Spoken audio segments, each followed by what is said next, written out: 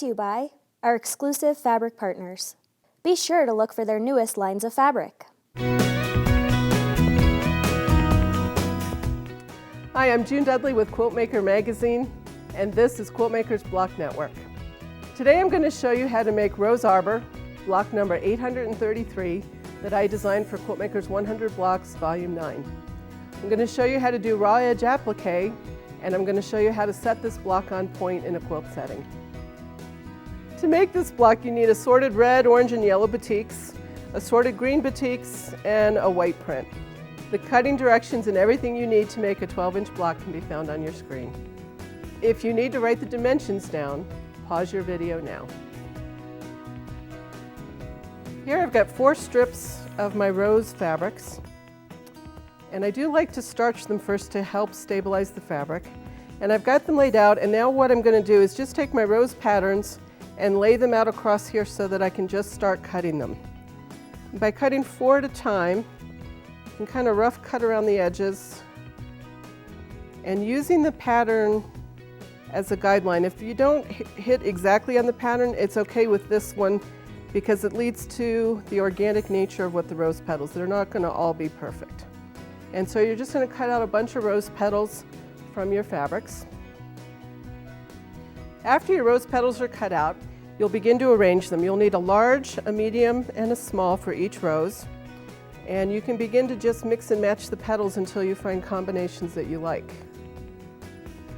I have more here than the 4 needed for one block, but that gives me a huge variety of my roses, and I can make sure that I like all of them.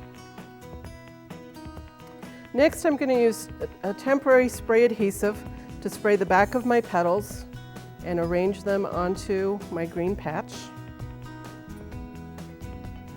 And with the spray base there, that will help secure them so that you can begin to stitch them down.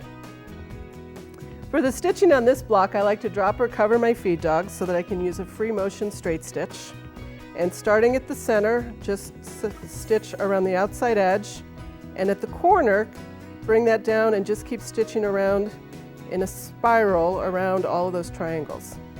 By stitching 1 row around here, that will secure the block. And then when I quilt this, I want to add more definition to the rows and can go back over those stitches with more lines of stitching.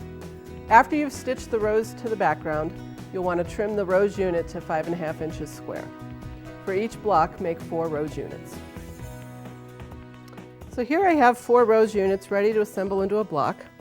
You'll notice that each rose is positioned slightly differently in the background. Again, that helps lead to the organic nature of a growing rose bush. You'll sew an E and an F patch to each rose unit. And then you'll sew the 2 tops together, the 2 bottom units together, and then sew both halves together. So here's the finished Rose Arbor block. When I designed this block, I designed it actually to be set on point so that the white fabric would form a trellis. So let's take a look at the setting triangles needed in order to finish a 12-inch block and set it on point.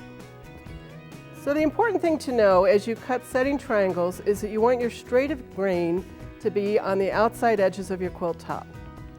For the corners, you'll cut 1 square at 9 3/8 of an inch along 1 diagonal, and you'll use a half square triangle. Each 9 3/8 inch square will yield 2 corner setting triangles. You'll cut 2 squares to make the triangles for all 4 corners. In order to keep the straight of grain along the outside edges between the blocks, you'll cut 1 square at 18 1/4 inches along both diagonals and use a 1/4 square triangle. Each 18 1/4 inch square will yield 4 side setting triangles. For this 3x3 setting, you'll need 2 18 1/4 inch squares to make 8 side setting triangles. And then when you're sewing your side setting triangles to your blocks, you're going to want to align the block with the inner point on the triangle. And sew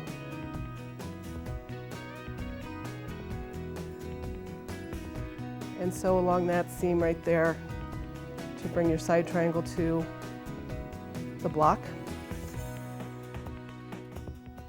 And for your corner triangle, if you fold your triangle in half and just do a light finger press to mark the center of the triangle, Then you want to align that with the center of your block.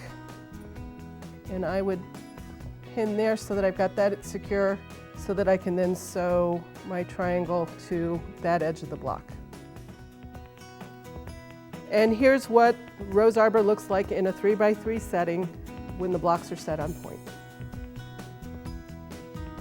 You can use these cutting dimensions for the side and corner setting triangles to set any 12-inch block on point. And remember that all the blocks in Quiltmaker's 100 block series are 12-inch blocks. You can find Rose Arbor and 99 other fantastic blocks in Quiltmaker's 100 Blocks Volume 9. Thanks for joining us today, and we hope to see you again soon on Quiltmaker's Block Network. After you've secured the block, after you've secured the rose patches, that's a petal and a patch all in one word.